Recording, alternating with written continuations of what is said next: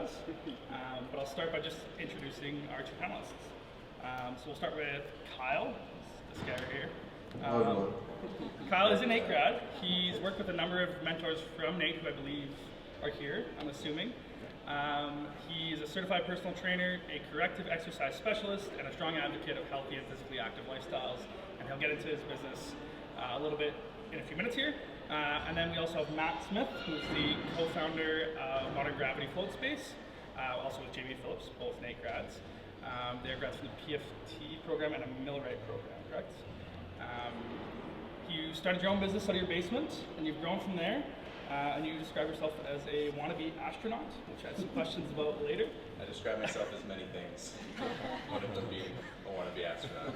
I think I made JP a space wizard. Yeah, that's right. It was space wizard. Yeah. He has a lot of quirky things on your website. We had some the other day talk about, it's like we only came to your place, or we chose your place over others because one, reviews, but then the other one was the cheeky marketing, which is we get from a lot of people. So we'll start with you, Kyle. Can you give us a little bit of an overview of your business? Yeah, so my business started actually when I was just leaving NAIT. Actually started a personal fitness business, my first coaching business, I guess, leaving NAIT. And after a few years, I decided that I wanted to help more than just on an individual and group basis. And I kind of fell into something called bubble sports. If anyone knows what bubble sports are, it's kind of a new fun action sports. Put a strawberry bubble on, made of plastic. You run around and play bubble soccer, bubble basketball, football, baseball, kids games, tons of fun games.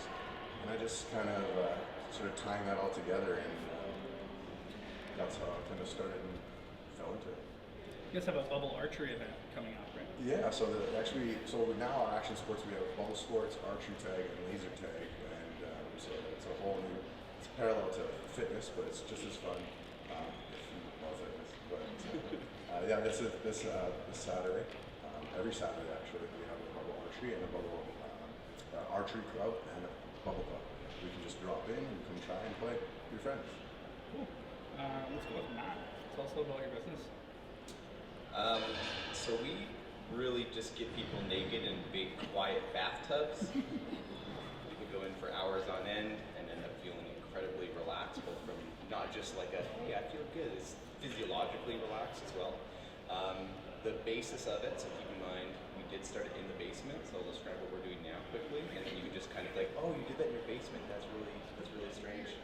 Yeah, it's super weird. Like people come in, like, man, like, do you guys find this as weird? And then we kind of like lean in, we're like, you're not the one who gets tens of thousands of people naked on a regular basis.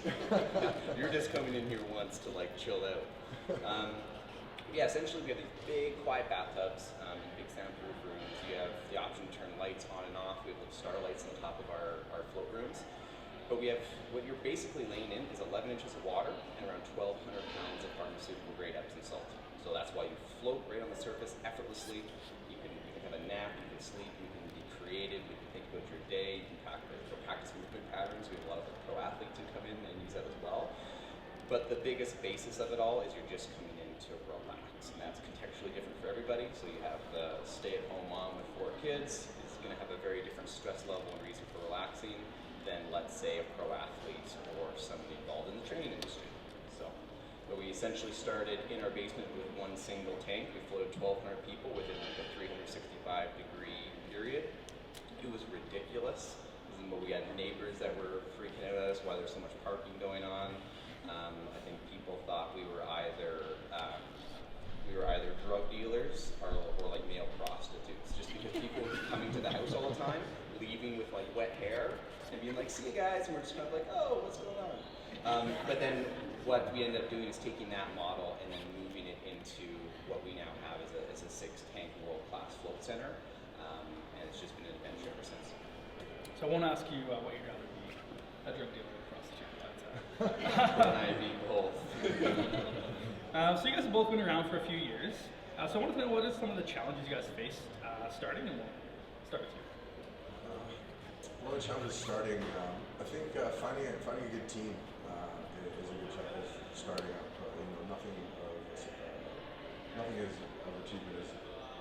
Nothing of great success is achieved alone. So finding a team to help you build, and also help other teams to where they're doing front of the team, so we're just integrated.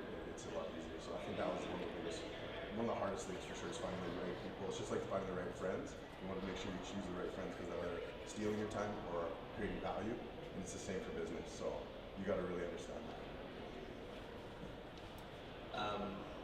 I really like what you say about having a team. I have no idea how I would do this without my business partner as well as best friend. And at the time when we were staying house roommate, it is like I have no idea how people run float centers without a business partner, let alone a good business partner, where you can kind of both work together and find people who have like your strengths, like kind of like fill in your weaknesses and then fill in their weaknesses. But then there's also the obvious in terms of like sales that you're trying to convince somebody to spend an hour in the dark by themselves naked, either in your basement or in a space.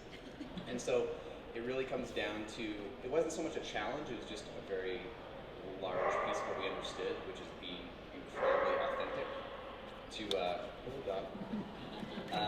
being incredibly authentic to what you're doing and not trying to hide behind anything. So it wasn't so much as a challenge. I mean, everything in business, especially starting up, is very, very hard and you're kind of learning on the fly. But yeah, I would say one of the biggest challenges was just really understanding that we need to be 100% authentic from start to finish. Sure. So Kyle, question just for you. In your line of service, in your line of work, sorry, Yep. Service quality is something that's really tough to guarantee when it's not just you running the show anymore. Right. How do you select staff, and how do you ensure that your staff are set up for success? Yeah, that's a good question. So making sure my team is it has the same mindset and the same value system and on the same energy level as you. For a certain service. So for example, if they're a coach coaching an event for us, they have to have that high energy, be able to connect with the crowd, be able to be on top of group engagement. So really finding that person versus, maybe a technician who needs to be able to think on their feet, be able to go to tools, be able to be foresee things that might happen to a product or a piece of equipment while the game is playing. Being able to find the different qualities of those people, and then training them, giving them the tools that they need. So you have to be able to give them the equipment they need and then the backups that they need. So that's a really good question, and we're actually working on an app right now for the whole backside of our team. It's actually done tomorrow. Right, 6-8 months later. But that's exactly what it is. It's an app for the entire team, from sales to technicians to coaches. One place that everyone goes that I can see, they can see, we can all share information and everything. So, very good question.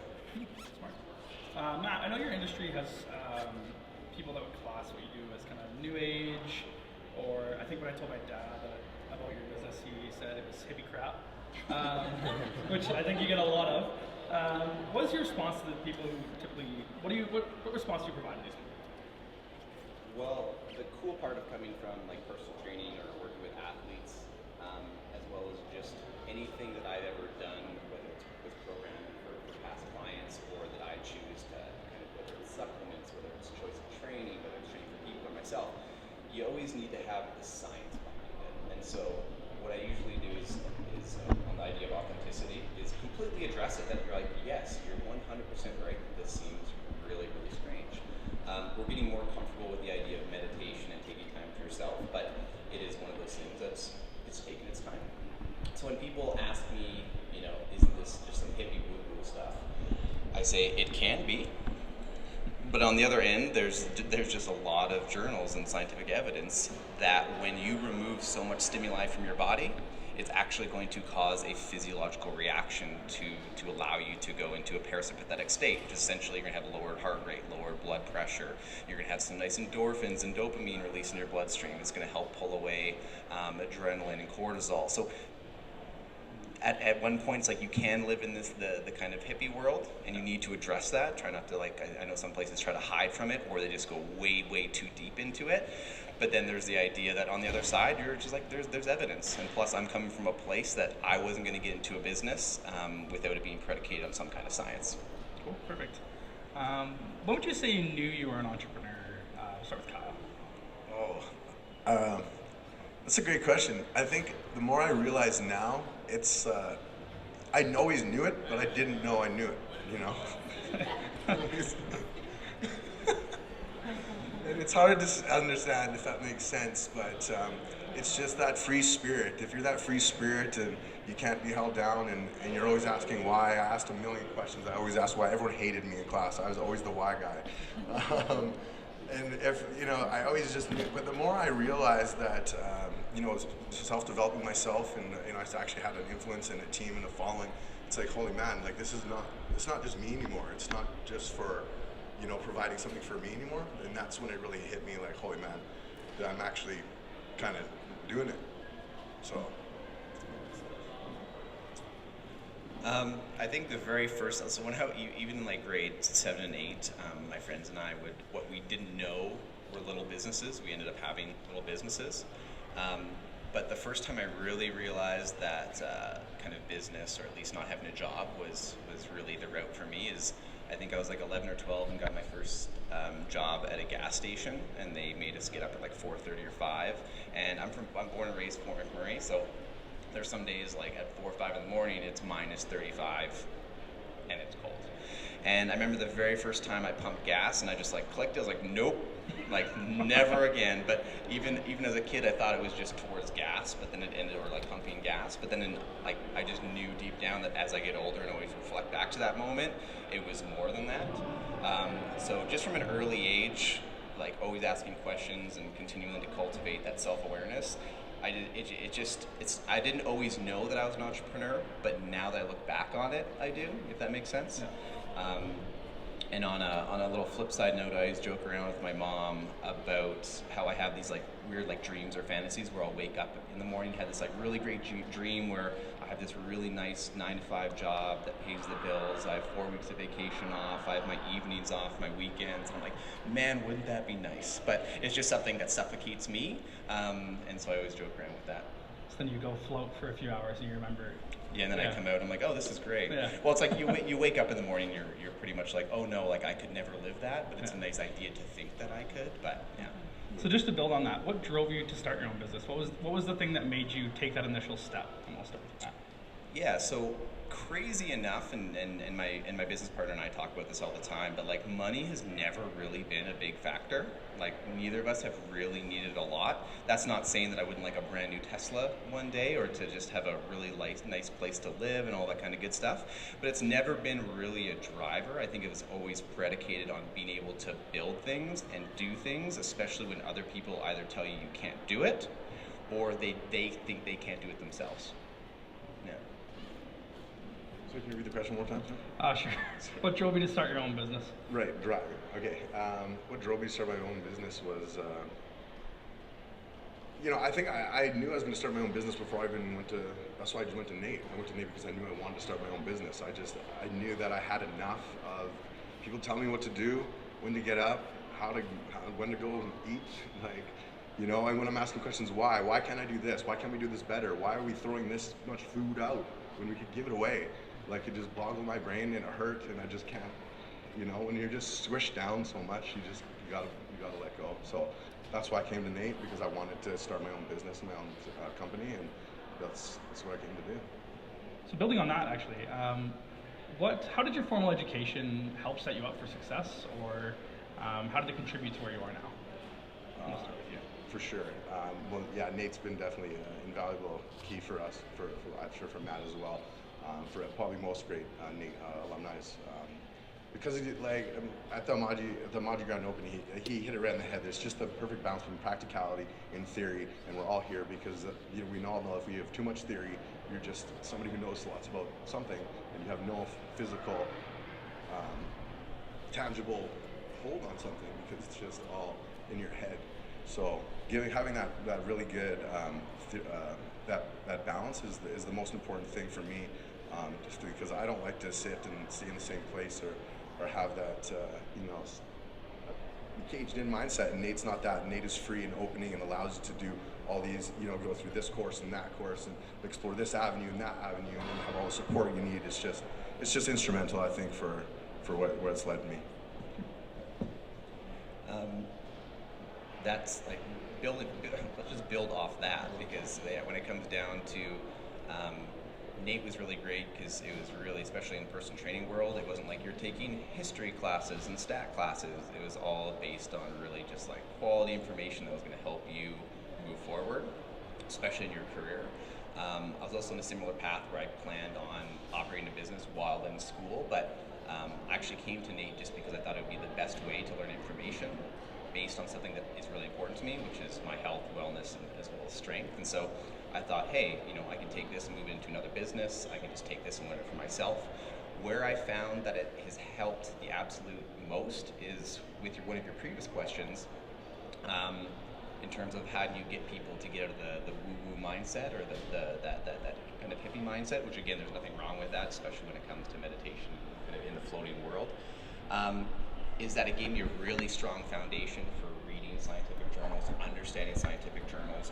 It's allowed me to go and look into how things are progressing with research with flotation, and allows me to then speak on it on a platform that I actually know what I'm talking about. The other bit piece that's very specific to the personal training program is when you're training people, because I think I was training people before I came to school and then for several years after. And you have to be comfortable with your body, you have to be comfortable with other people's bodies, you have to be comfortable talking about uncomfortable things, and so that was of course a really nice leeway into what we do now. Perfect. Yeah. Who would you say has been your greatest influence and why? Oh, that's a good one. That's a good question, and I don't think there's going to be one influence. I think at each point in your life, you have people that influence you, that shape you during that segment of your life. And to say that this person or this group or this organization is more influential than the next, I don't think is possible, because, as I said, to go from where you are to where you want to be, you have to be influenced in different ways, and to take even one out, you would miss the whole network down the line. So it's a very tough answer. But for me, it all kind of, again, it's going to all start back with back with Nate and just in that whole network, that mindset. I remember when Lorraine, she said, she was one of the mentors and the teachers, and she said that the fitness industry is so small, you have no idea once you get out there. And then 2-3 years later, I'm in Southern California having lemons with one of the guys who helped started the program, the functional program back in the day. And it's just wow, it's so small. It's that small, but just seeing that come to fruition, just all comes down to, that network. Sure. You can give me some of your influences, or some of your major influences. Doesn't have to be your greatest. Yeah, it's I'll just go through list. How much time do we have? Yeah, that's a really good question. And what I would say is the main two influences in my life are my mom and my dad. And even though they just taught me all kinds of lessons, and funny enough, I'm learning more of them now based on things that happened when I was younger. But yeah, you're just like my parents, especially my dad, crazy, stubborn, da da da. And then I realized I'm just crazy and stubborn, and things why he would do things. But I'd say my two biggest influences are my mom, because she was overly supportive to the point that I probably have a fake level of self-esteem and confidence to do things on a regular basis, and I love her for it. And then the other one, which is actually a really, really recent realization with my dad, where up until maybe a year ago, he still comes to my baseball games. When I was younger, even though everybody, especially growing up in Fort McMurray, everybody's working overtime, everybody wanted the extra money. And so I realized in my early 20s, I was holy crap, he never missed one sporting event ever. And we did not have a lot of money. Parents divorced at a really early age, but they always worked together to really help each other out and to support us. And I remember for the longest time, I'm that's so amazing that you have a dad who never missed a baseball game. And I never realized how big of an impact that had on me later in life and later in business, until I really started to think about it. And I was wow, I knew it was important when I was actually playing, and you always seen him in the crowd, but I never had to second guess if he was going to be there or not. The crazy flip side of this for the realization is I took that into business, where it was you always have to be there. You always have to be there for your staff, for your team, for your clients, for your customers, because you need to be able to take care of them. And without that, how are they going to move on, and how are they going to be able to kind of flourish? Now, the trip that I went through was, I was always basing that on my dad being there to make sure that my brother and I felt supported. But then I had a conversation with him maybe 8 months ago, where we're just shooting around, having a couple glasses of scotch, and just having a little man-to-man talk. And then I realized, which blew my mind, is that he never went to those games. He never gave up overtime or work to support us. He went there because that's genuinely what he wanted to do, right? Like he made these little creatures, and now he gets to go see them go and play sports and run around and fall and win games and lose games and all this kind of stuff. And that blew my mind, because up until 8 months ago, I was always like, he did it and sacrificed to make sure that we felt loved and supported. And I was based that in my business. And then you find out after a couple glasses of scotch, you find out he's like, oh no, like I just really wanted to do that because like that was really awesome. I get to see my kids do things. So that's been actually a huge tailspin in terms of what we apply to our business now, which is like, I don't want to help our customers or clients or members or staff because that's what they need to support. I genuinely want to do it because it feels good and I enjoy it. How many glasses of scotch would it take for you to show him this video? None, man. I would totally love to do it. Just like, hey, Dad, look at this. He'd probably just go like, oh, yeah, okay, whatever. But like, I'd still be, look. Where do you see, this is going to be a tough one, and I apologize, but where do you see your business in 3 to 5 years? I'll start with you. I don't think that's a tough one for me, actually. I think in 3 to 5 years, we'll to go into Western Canada, we're already in BC. I'm already planning for Los Angeles, San Diego, that area. But then, to the East Coast and then across the sea there. So I see that, and that's for Orbis Sports. So I actually see two angles. So I would see Orbis Sports developing in a way that I can franchise it and sell it to other health and wellness entrepreneurs who are looking to kind of do what I'm doing. And what we're doing is we have a parallel program with personal training, athletic training, health and wellness, yoga, surf set. We have food delivery. Hopefully we can round it off with Mr. Matt and his modern gravity. But being able to unite a network of health and wellness professionals through this company, which is my company, Orbis Sports, and that's what it's done for me. And if it's worked for me, I know it can work for others. And that's what I'm in the basically beta test of testing now and getting that running. And once it gets running, that's what I hope to do across the globe. Perfect. 3 to 5 years. That shouldn't be a hard question for anybody. It doesn't mean it's going to be an accurate answer that you're going to give, but if you don't have like a solid where do I want to be in 3 to 5 years, make a plan in some form or another. I guess where we want to go is just like really pushing from organic growth.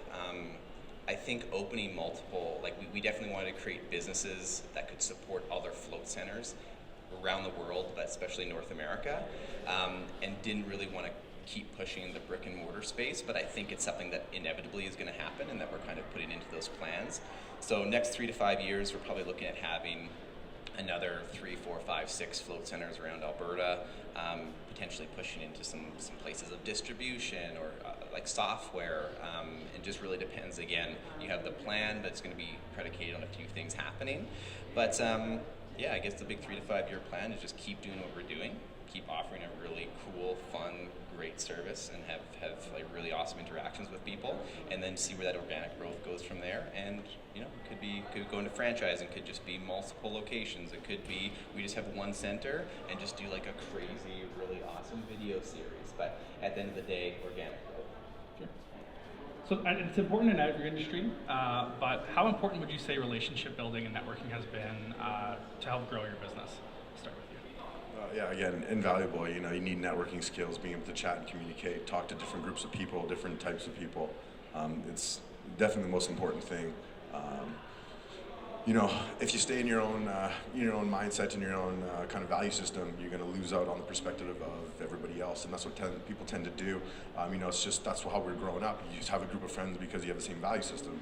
You're not friends with, and some of us are, but that's just typically how it works. So, being able to be open and chat and really understand and be malleable and really be empathetic to somebody and understand what they need. It's instrumental again. I definitely need to be able to do that. It's like pretty close to 100%.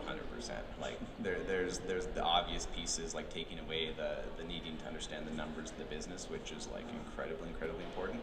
But like relationship building, being able to communicate, listen, connect with people, it doesn't matter if they're your teammates, your team members, your staff, your customers, long-term or short-term. It doesn't matter if it's partners. Like, it comes down to be able to communicate and connect with everybody. And it's one of those skills that, like, yeah, without it, you can't keep members or get new customers. Keep customers, get new customers. Like, it comes down to how well do people feel connected to you, and that comes down to not only being like a good person, but be able to communicate that being of a good person to other people. So I'd say it's pretty much like such a major part of any business, especially nowadays. Perfect. What advice would you offer graduates who are entering the workforce or who are looking to start their own business? We'll start with you, Matt. Grab some coffee. Self-awareness.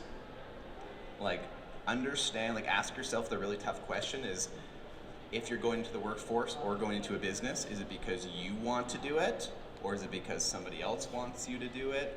Is it from an outside influence that you think you want to do it, but it's actually what somebody else wants you to do it, kind of deal? And so it comes down to being very self-aware about what you want to do and why. And just realize that it's not a problem. Like, if you've always wanted to be a business person or entrepreneur, that's totally cool. But if it's actually not you, then and potentially having a career or that 9 to 5 is actually what would be like the dream place for you, and you find that dream job, that's what you really have to evaluate. On the other hand, if you're going into the workforce to start your career, to get that experience, but you know deep down inside, you're like, oh, you know, my parents want me to have this job and to move up this in this company and do what they do. But I know deep down inside, I'm going to at some point want to take this and pull the trigger on creating my own thing. So I would say just really being able to cultivate the self-awareness of what you really want and ask yourself the hard questions that you don't want to ask you. You don't want to ask you. You don't want to ask yourself because nobody else is going to ask it for you. Oh, that was actually my answers. Same. But yeah, I can build on that a little bit. I don't want to kill a dead horse or anything, but no, yeah, just really understanding who you are is the number one thing, because you only have one life, you have one chance. You have to do you, and if doing you means being happy, whatever happy means to you. If sitting alone reading a book is happy to you, and that's what you really see yourself doing in 30 years, 50 years, 100 years, you know, just in case we live forever one day. You know, that's cool, and choose that and do everything you can to sit and read a book there. But like, if you have a choice, and we all do, and we want something better for ourselves and our families, which we all do, I think just owning yourself and just owning what you really want. You only got one chance. So I'm going to add a little more like quick little practical advice is whether you choose to go into a career path, open up your own business, do both at the same time. Whatever you choose to do, just go all in it. So it's like, if you're going to go into a career and put your entrepreneurial dreams to the side for a bit, learn everything you can about that business or industry and just dive right in. Be the best value and asset to your employer or the person you work for. On the other note is, if you're getting into your own business and entrepreneurship and into a specific industry, night and day find out everything you can possibly find on that, because at the end of the day you can reinvent yourself in a 5-year period, right? It just comes down to how many hours you're not only willing to work in a business, but efficiently learn everything you can about it. Perfect. What would you say the greatest risk you've ever taken? It doesn't have to be in business, it could be in your personal life if you really want to share that. But what's the greatest risk you've ever taken? We'll start with you, Kyle. I definitely think the greatest risk for me was leaving a health club here in Edmonton to start. Like I said, I started my own business when I was an inmate, and I went to work at a health club, and I kind of had it on the side, and I never pursued it 100%, and I just only had it there. When I really made the jump to say, hey, I'm gonna start my own business, meaning I'm gonna leave the shelter of the nice house and sanction that the health club had for me and the marketing system and all that, taking that jump, and for 3, 4, 8 months later, you have no clients and you're sitting there and you're like, holy crap, what am I doing? But then, then things thaw out, you figure things out, and you start making one footstep in the other, and then I think it was just right after I left that health club that is the biggest risk, and it was the best risk. It could seem like a long time, like what am I doing, but if you know who you are and you know where you want to go, you're not going to stray from that. You're going to just keep holding on to it and keep doing it. You're going to put it there, you're going to put it aside and do what you have to do just because life is going to happen, but you're always going to hold on, and just always holding on to that passion or whatever that is that drives you. That's always led me to my successes and whatever that means to me. That's always just put me in the place for to be able to go to the next level, because I've always got everything that I've always set out with, if that makes sense. Greatest risk. Yeah, I really don't know how to answer that question because I do a lot of stupid crap.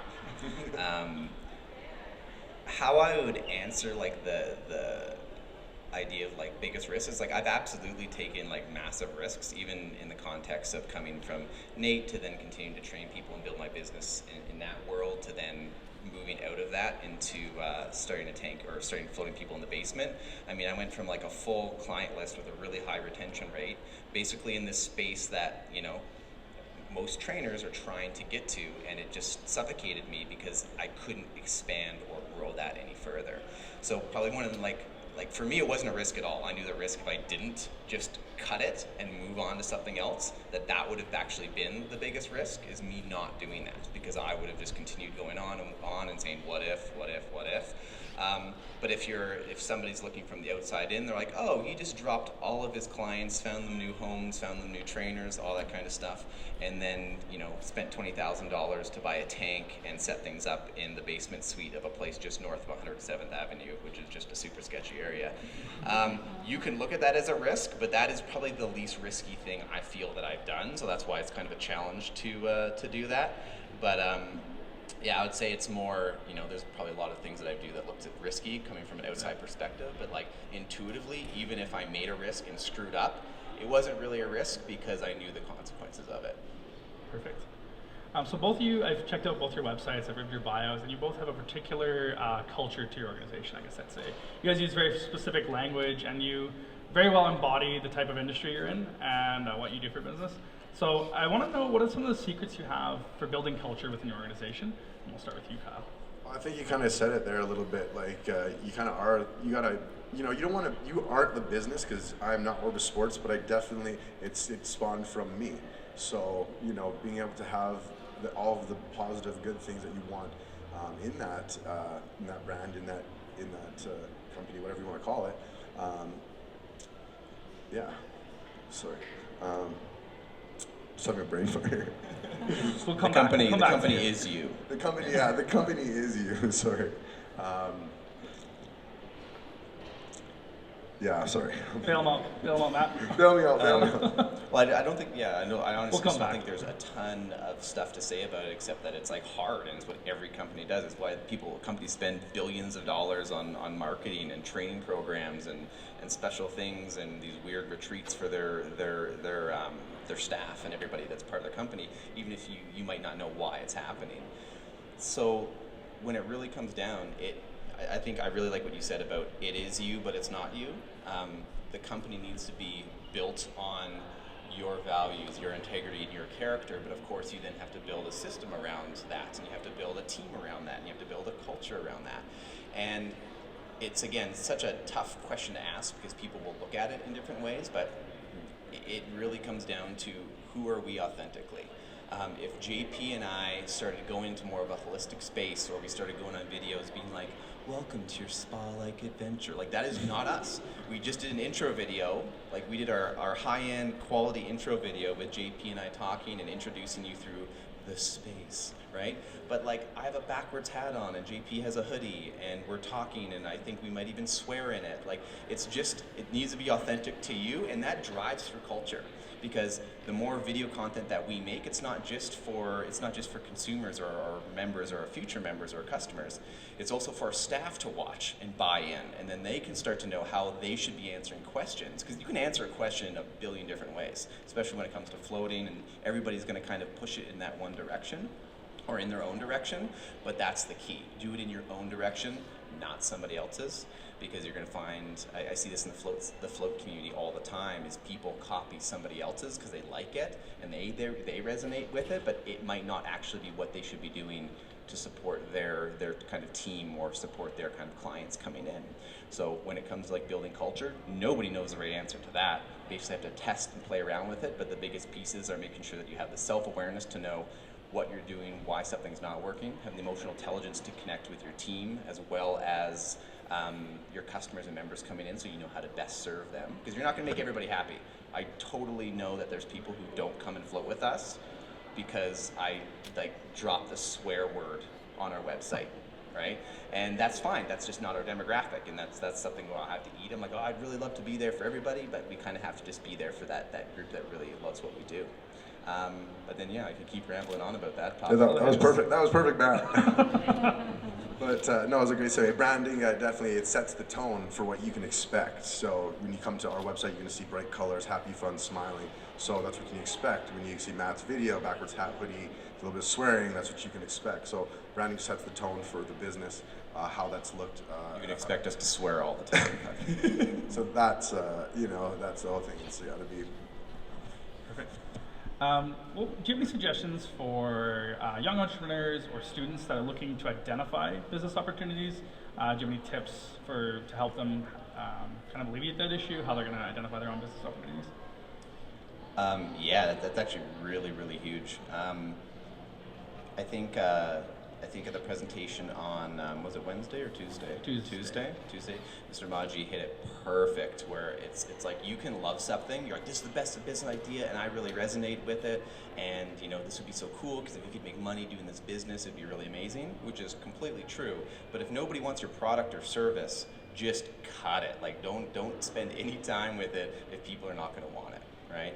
And it really just comes full circle when you come in and say, you know, to find, like, I feel like I'm incredibly grateful to not only find something that I love to do, and I love it as a business model, but it's also something that's really important to offer to your community in terms of relaxation, helping with stress. So like, there's not a day that I go by that I don't go like, I'm an insanely lucky individual. That being said, I've been looking for this type of business opportunity since I've been 16. So when you think about it, it's like almost 15 years trying to find something, and always, you know, sometimes being like, oh, I really wanted to push forward with this, but I don't think enough people are going to want it. I want it to people want it, but are people actually going to pay for it? So it really comes down to just making sure that you're doing the testing, you're asking the right questions, and you're being able to use, that's where that emotional intelligence comes into play, is you can be self-aware about what you really want to do and how you want to do it, but then having the emotional intelligence to flip into your customer's shoes to find out, not only is this something they want, but how I'm selling it to them. Is this something that they're going to buy and want to have in their life frame? Yeah, that's great. Yeah, I think so. Yeah, for me, some good advice is you need to basically find the holes in the market, because the market, you know, the market doesn't care about you. You need to care about the market. So if you're not understanding what the market wants and what it needs, and it's not easy to find that, like by no means. You know, to find that, you have to do research and you have to find out those kinds of things. But finding out where a value that you have in this place and being able to add that value and give it back. We're all good at something. Now, what is that thing we're good at? Is that thing tangible? Is somebody going to pay us for that? Are we able to link that with other skills or other products and then be able to offer that? So you got to start thinking kind of that road. We live in such a world in technology now where almost anything is possible. Like, you know, literally anything is possible. And if you don't know that, you just got to go out there and try. You gotta just talk to more people, find more applications, you know, read more, you know, everything is out there that we need. You just need to look for it. Understanding where to look, and that can be hard too. Where do I look? Online? No. You gotta understand who you are, what you're trying to accomplish, and then by understanding those things, you can start to hone your path, because there's a million paths out there. If you don't, going back to the who am I, and is this my passion kind of deal, if you're not understanding that, you're just shooting in the dark. Shooting. You wanna, you know what I mean? You want to make sure that you're on point, you're on target, and the only way to do that is to know who you are and know your passions, and then you got to start failing forward, first attempt at learning. It's the only way to do it. That's actually really good. Yeah, like fail and fail off. Like if you're in your early mid-20s, fail as much as possible because nobody's gonna take you seriously till you're 30 anyways. So that's your time to really screw up because it's just the perfect. So when it comes down to it, the minute you start getting like 30, 35, 40, now people are like, oh, you're a grown-up adult and we're gonna take you seriously, and this failure is a real thing. So like, yeah, dive in. I like what you said about failure. How did both of you validate that your service or your product was something people wanted? Well, actually, I have two different services now. Well, I have lots of services now, but the health coaching, the personal training, that was always a valued service because who doesn't want to be healthy? Who doesn't want to look good? Just kidding. I'm totally just kidding. And then my Bubble Sports, an action company, who doesn't want to have fun? For me, it's all about having fun. For me, moving and playing is having fun, so that's fitness. And then Bubble Sports, that's also fun. When I was on a health coaching mentorship in California when I stumbled upon the Bubble Sports Bubble Sports, and I wanted it. I was like, I seen it, and just because I seen that and there's people playing, I already knew there was a demand for it. If people are already running around playing it, that means somebody's already doing it, and I wanted it so bad. I literally just bought them all so I could play with them, yeah, it was just right then and there. So I always knew there was a market, but like what we're doing now is different because now we're creating a market. We're creating the drop-in bubble club and the drop-in archery tag. People don't even know what bubble sports or archery tag is, let alone know they can come to a drop-in at our new facility. So it's just it's constant battling. How did you validate that? So I started floating like now about 10 years ago. So the first time I went for a float was I was training Olympic lifting a lot, and it was every single night I'd come home from training. I do an ice bath and then an Epsom salt bath every single night. And then I found out through the grapevine of somebody that there's this person down in Red Deer who had this float tank thing. It wasn't actually called float tanks. It was like this big salt bath, right? So I went down there just for the Epsom salt, not realizing when I got into it, it's like this coffin little wooden treasure chest thing with salt water, and I had to like reverse engineer the whole process to be like, oh, this is something that I'm interested in, but holy crap, this was potentially not a responsible decision to make. That was almost 10 years ago, and I fell in love with it. I ended up going for a 4-hour float my first time, and I came out of it, like I almost crashed on the drive home because I'm like looking at birds on the side of the road, like on Highway 2, and I'm like hearing rumble strips, and I'm like feeling my steering wheel, I'm like, oh, this is so nice. And I was like, oh my God, I'm operating a motor vehicle. And so, for me, I was hooked there, but as like an athlete at the time, and not having a huge focus on going that route for business, because again, it's in people's basements. If you looked up float anywhere, you couldn't find it, right? So it was years later that when I was looking at potentially getting out of what I was currently doing with training people and looking into kind of finding a way to scale that, so open a larger gym, renting that out to not only athletes, but people to train athletes. It was something that hit me where, so the way, how did that actually happen was, I was going to open up a gym. I really didn't want to. I just thought it made sense. Putting the business together, I just didn't think I was going to be passionate enough about it. So I was like, you know what? One thing that's always really cleared my head is jumping in for a float, right?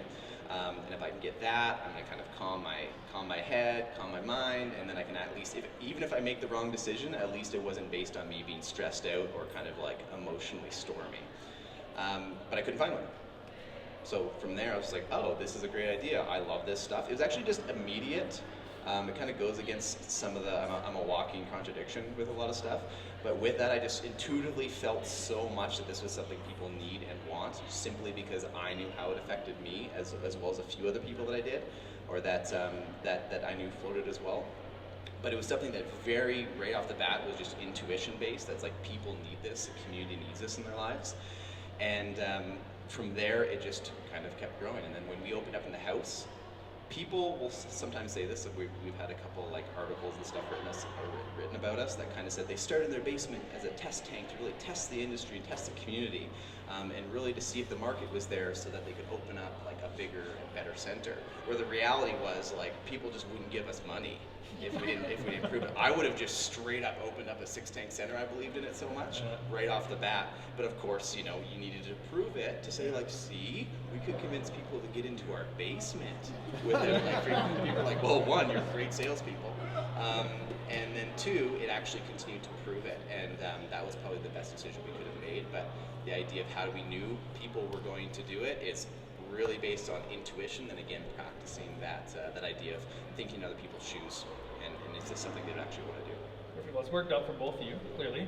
So I'd like to open it up to questions from anybody else, if there's any questions. Just, no smacks. That's it. Go for it.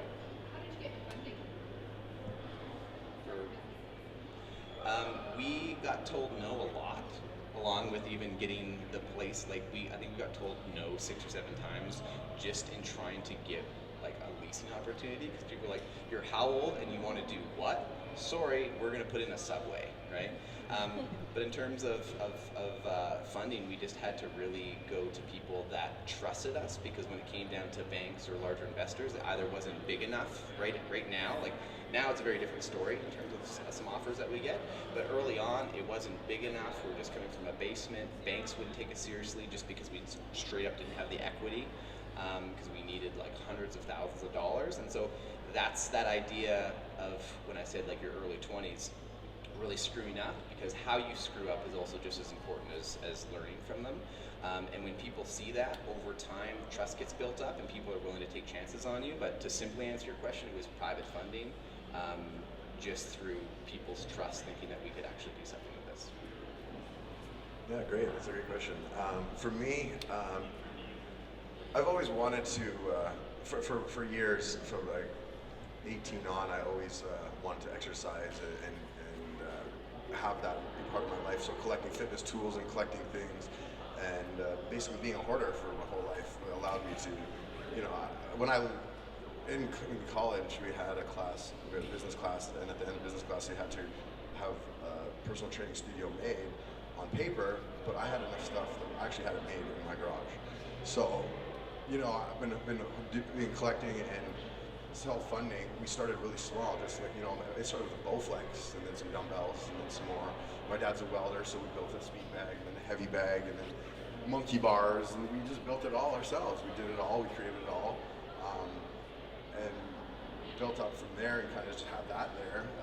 And then the bubble sports, you know, that just came out of nowhere, just with a small investment, you know, from our own funding, buying a set 10 bubbles, and then seeing that value grow and buying more bubbles and more equipment and more things. It just started that way. And now the funding needs for like marketing and all these other crazy things that you need, but it's all been self-funding and just hoarding. Essentially, I've been kind of talking about this whole time, is just knowing yourself, because I know who I was the whole time, always holding on to these things. I'm like, why do you have this treadmill? Like, it's not even plugged in. You don't even have a 240 volt thing. Just like, shut up, I want this thing. I got it for cheap, it's mine. Just relax. You know what I mean? I'll use it later, and it's part of the plan. You know? But you got to have the space and ability to do those kinds of things. But it's kind of been that route, and that's been my journey. And that's what allowed me just always sticking to the things that I love and just holding on to them.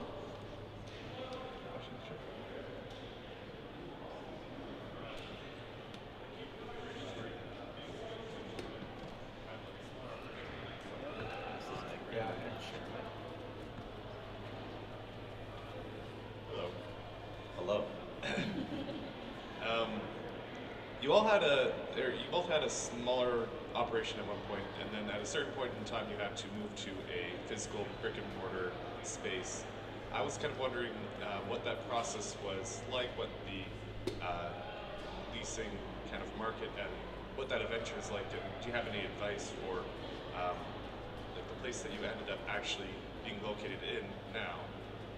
Why did you choose that place as opposed to other places? One, the simple answer to your question is we didn't really have a choice. We just finally had somebody who looked at us and trusted us for what we wanted to do, not just the paper of it. So we're fortunate enough just to run into some people, which interestingly enough, so as like a quick little story about that, we got told no to a lot of different places because we wanted these big salty bathtubs that could potentially destroy the building if it wasn't careful. So we had to make sure that we asked ourselves some good questions like, yeah, we probably shouldn't be on the second floor of a building, right? Not only that, but they just weigh thousands of pounds each. Smart. But we never, one is we just stayed really patient. Like I never got mad at somebody for saying like older dudes in like an executive role for a bigger real estate company. I never got upset at them when they're like, nope, we don't trust you to do this. We're like, no, that's completely reasonable and probably intelligent. But then eventually somebody took a chance on us, and it was really, really cool. And this is where, like, you know, we can get a little more hippie woo-woo in it, in terms of, like, I don't think too much in detail of this, but just in the alignment of stuff that's happening. Like, when you start to do really good things, you build momentum straight up. And so we finally got approved for which ended up being the perfect space. But again, it wasn't so much out of choice, but it was the perfect space. The first float was technically done in 1954, right? And this building just happened to be built in 1954, and then it just kind of pushed from there. But the idea is, what was the first part of your question? Well, you said, how do you find this? Oh yeah, when you're moving, when you're transitioning from one place to another, like we ask so many questions. I feel that we're both really good at doing research, and it still didn't prepare us for anything. So it just comes down to like, prepare as much as you can, take a big breath in, and then just jump into the freezing cold water, because it's gonna be cold no matter how much you think, and try to understand temperature. It's going to be freezing. That's a great answer. I'm gonna get a little bit different answer because I have a little bit different story. So I actually up until this year, my bubble sports company and personal training studio was ran out of Beaumont out of my training studio. My training studio was a giant bubble warehouse. Not giant, but that's what my training started. I couldn't train anymore because I had so much equipment essentially. So, you know, almost 3 years ago, I almost jumped into a facility. I almost jumped into a place and like, this is what I'm gonna do. I'm gonna get this place. I'm gonna go all in. I'm gonna build this awesome watchtower. We're gonna have a field over there, and a field over here, and then stuff, you know what I mean? And it was gonna be this big, huge shebang that was gonna be, you know, $250,000, blah, blah, blah, all this ridiculous stuff.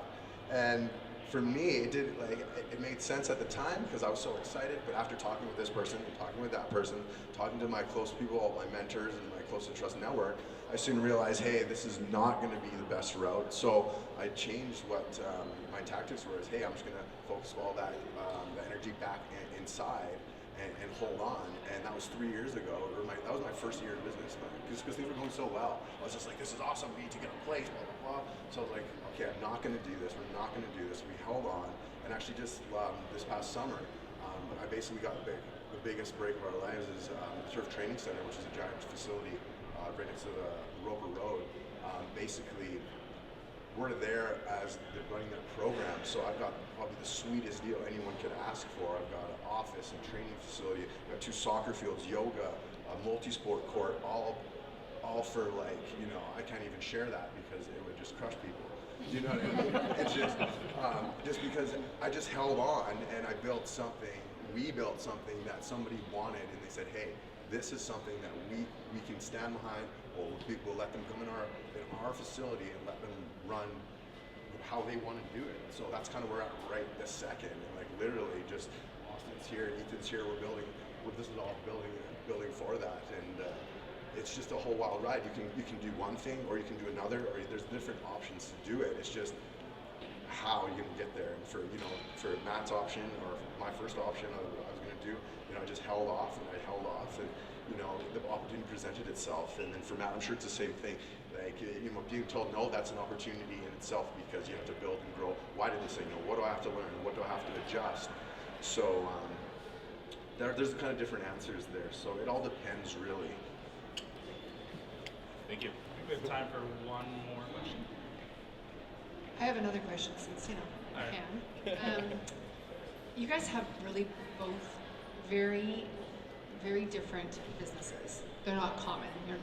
Yesterday we had restaurant owners here, and it's just very unique businesses. How do you know they're not going to be just fads? And how do you take that leap of faith? I guess I'm holding the mic. Again, for me, when I'm gone from this planet, that's the whole point. For me, it's not. It's a tough one. I'll let you rock. I need to kind of think about it one more time. this kind of falls into risk as well, but the simple answer is you don't. But if it ends up not being a fad, you're first to market. You just built the foundation and base for a company that could be around for 50 years or more. Yeah, you look like a genius. Yeah, it's like you look like a genius when you're just like, I just tried to pull that out of nowhere. But that's really the answer. Is coming down to like you never know anything. There's no guarantees. I think the only real guarees in your life are death, taxes, and if you touch your face while you're floating, you're probably gonna get salt in your eyes. Like it's just a guarantee. But outside of that, there's no guarantees. Like you don't know. And I mean, the one thing that we're actually seeing in the float industry is I truly don't think it's a fad. But one thing that could be detrimental to businesses is that people, the first to market in their capital cities or in their locations around North America, what you're finding is now people are coming in after it's been proven, but they're building out a better center, they're bringing in better technology. So now the bigger problem isn't whether it's a fad or not. I think it's something that's really going to be around.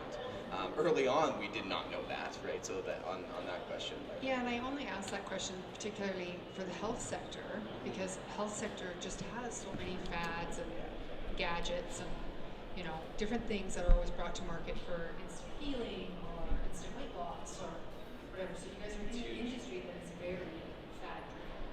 Yeah, in that case, then I would say until stress is no longer a factor, I think we'll still be in business. Awesome. No, that's great. My favorite. Yeah, and I think anything I guess could be a fad, but I guess why isn't it a fad? It's not a fad because the mass grab onto it, they hold onto it, and they take it away. So I think, for us, how by staying connected and paralleling Orbis sports with the health and wellness sector and the personal training, the yoga, and creating that awareness, creating that community. That's how I'm dealing with it, and not having the bubbles float away. Now we have archery tag and laser tag. They're all part of the action sports package. If we only did bubble sports, yes. So there's probably bubble sports companies out there. That's why our name has nothing to do with bubbles in it, because we're Orbis Sports. We have more than just that. So being able to stay ahead, you got to think ahead. Again, for me, going back to just knowing who I am. If I stop breathing and stop living, then this is, that's the perpetuation of this. So, I think that being able to just capture your the brand with systematically, if I'm gone, that can be taken over. That can be systematically, utilized by other people. So, just something like that. That's great. If I could just do a quick shout out to the personal fitness training department. You guys have the most entrepreneurs per capita from Nate, so good for you guys. So that would bring me to wrapping up. Yes. That think of how successful you guys would have been if you would have had the Mawji Center here and you guys were here. I mean, you would have had your personal fitness training. You could have done more business training that was non-frequent. Place to ask questions. Yeah, and you would have been able to just jump right into entrepreneurship. So thank you very, very much for coming today. We really appreciate it. Colton, thanks for moderating. For those of you who haven't been to our sessions this week, the Mawji Center is now officially rolling. We will be doing more and more of these types of programs. We're going to have a mentorship program with some of our alumni set up in the new year. We're going to have some workshops on building out your business. We're also going to have some workshops on doing financing, getting those banks to say okay to you guys. So, I'm looking forward to it for sure. And really interesting. We're going to go floating. We're going to come and do some Orbis sports. I think we should do Orbis sports then go float. That's a good call. That's a good idea. Actually, can you bring one of those tubs here? Portable. Look at we got. Pop-up tubs? Somebody actually has You done should do a pop-up tub. Somebody has done a portable tub. It's a nightmare. Between transferring all the salt, people are like, oh, it's a great idea. I'm just like, oh, that terrifies me. we might figure it out. It's a concrete building. What are you gonna have? Let's do it up then. I'll sign something and be like, oh, I'm free of it. Thank you all very much for coming. Don't forget to sign on to our Moodle so that you guys can get more information around some of our events, etc., and getting involved. Thanks. Have a great day.